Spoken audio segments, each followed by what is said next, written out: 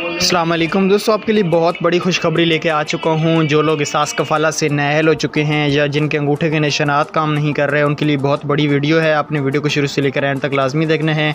जो लोग भी डॉक्टर सानिया निस्तर से बात करना चाहते हैं कॉल पे, वो भी इस वीडियो को लाजमी शुरू से लेकर एंड तक देखें। आज की वीडियो को स्टार्ट करने से पहले एक ही रिक्वेस्ट होगी, चैनल पर फर्स्ट टाइम तो सब्सक्राइब करें, वीडियो अच्छी लगे तो लाइक करें। चलें दोस्तों, आज की वीडियो को शुरू कर लेते हैं।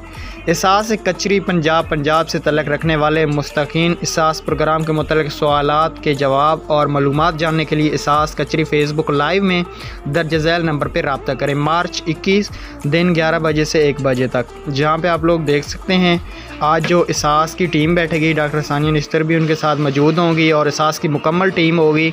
आपका जो भी मसला है आप इस हेल्पलाइन पे कॉल करके उनको लाइव बता सकते हैं और आपका मसला एक हफ़्ते से पहले हल हो जाएगा। मेरे ख्याल में फ़ौरन ही हल किया जाएगा जो भी आपका मसला होगा इंशाल्लाह।